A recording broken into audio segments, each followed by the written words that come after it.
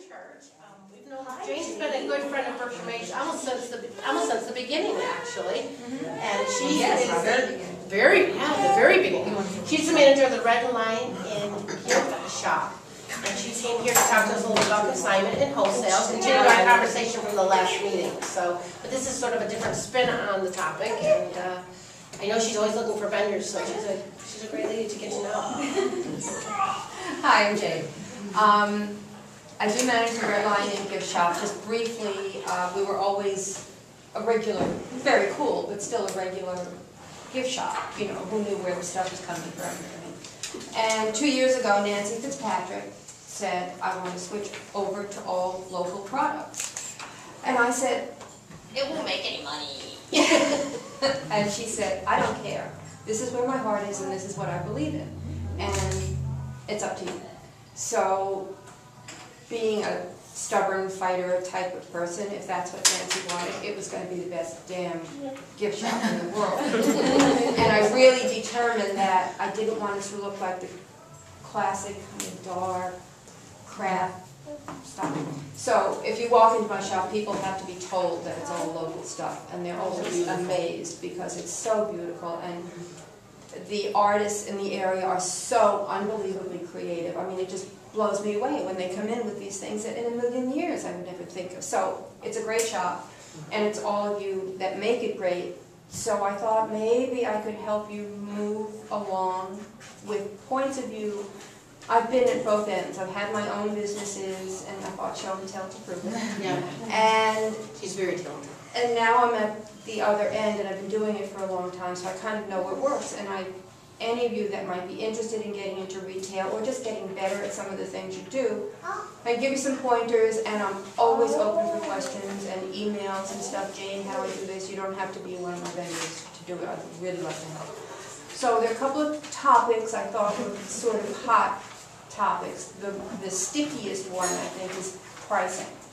And nobody's ever really sure how to do it, and you hear all these different versions and stuff. So I thought I'd hit on that a little bit, and then go over the difference between wholesale and consignment, so you have an idea of how that works.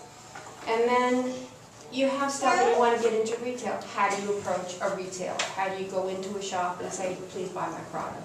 So I'll touch on all of those and then answer any questions that you like. So pricing.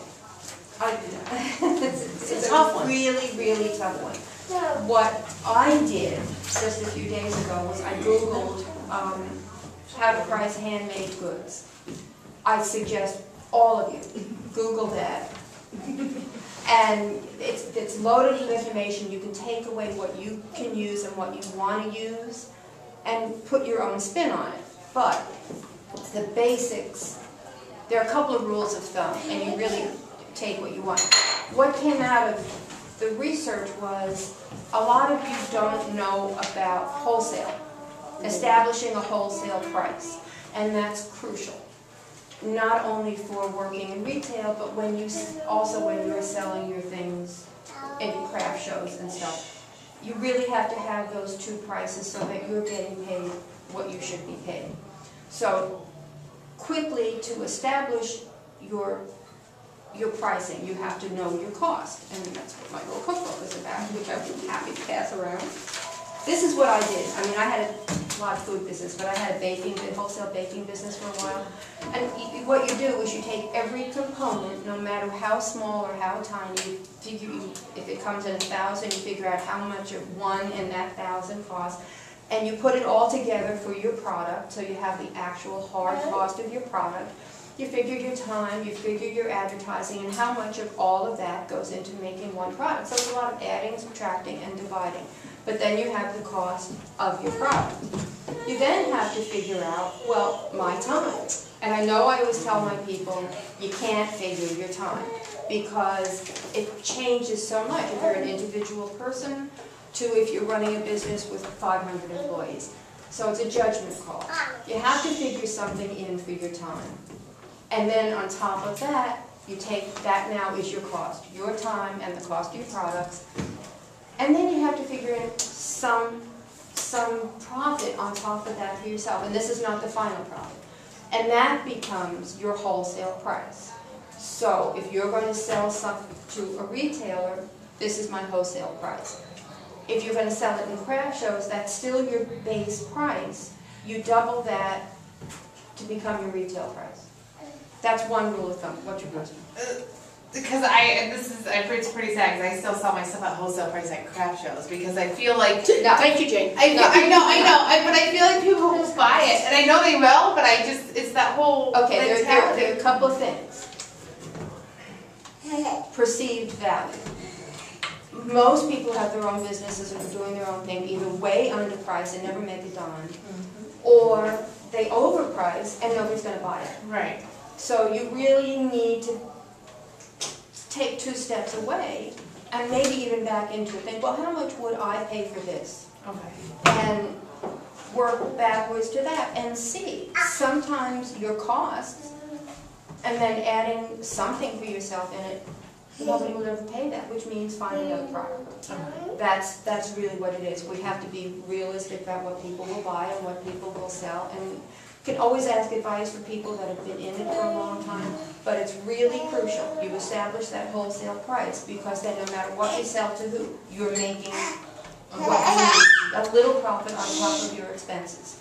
And that's what you have to do. Okay. So establish a wholesale price and on top of that a retail price. Now another rule of thumb, if you don't want to do all this math and stuff, you go, which I'm not good at, you go back to the cost, which is your product, Okay. and your time for making one product. You multiply that by 3, and that's your wholesale price. Rule of thumb, you could do 2.5%. It's just another way. I do this whole long formula that I found on Etsy, and it's like. Yeah, there are a million ways to do it. Okay. The bottom, but no matter how you choose to do it, and again, that's why I'm saying it's a call. You have to have a wholesale price if you want to sell in retail. Okay. And that should be your basis for selling your stuff at craft shows. Okay. You pretend that you're 2 different people. My wholesale price is $1. I'm selling it to myself, the retailer.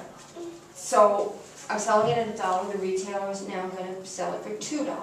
You're the retailer. You're both the wholesaler and the retailer. Okay. So that's basically what it is.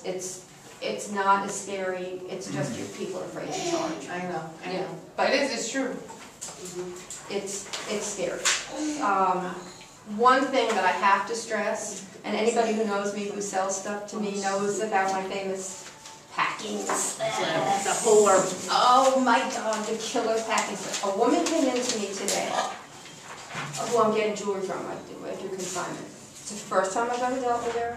I just briefly told her what I wanted. She bought me the packing slip from God.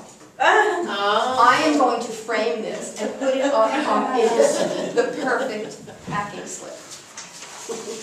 And it's important for me as a retailer to have this because you bring me your stuff and I have to sit at my computer and I have to enter each item and I have to enter the price I have.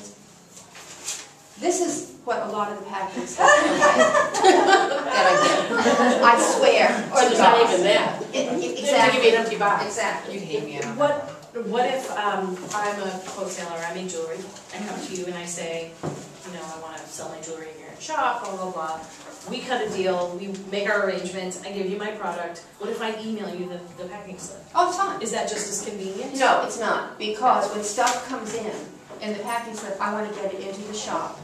And what a packing slip technically, what you're talking about, emailing it later, that becomes an invoice.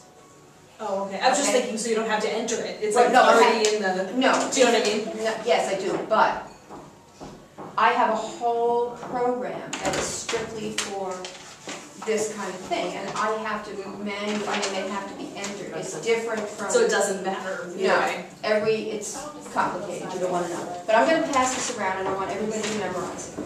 Hey ladies, come on in. Come in. Yeah, glossy reward. It is, you don't have to read the items, but let me give you an idea. What's it? I don't want to sell stuff. Manufacturer's suggested retail Oh, price. okay, that's what I thought. So I wanna make sure. what this gal did, it's from heaven, it's over.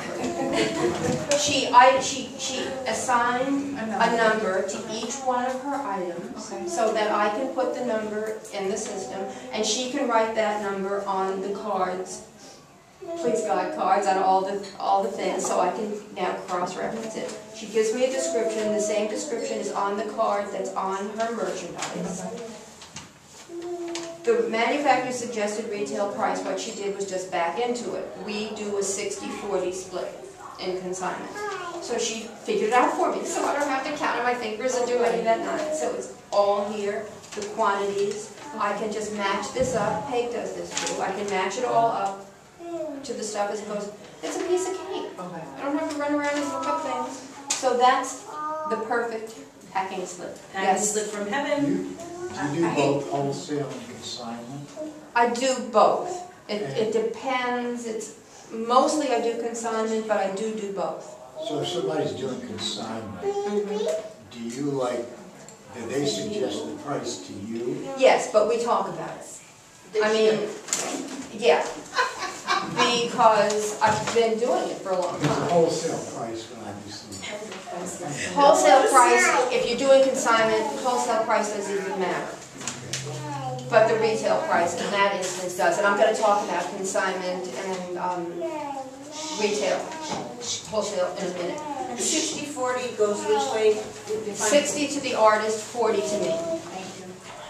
So that's why I really want you all to establish a wholesale price, because that's your basis.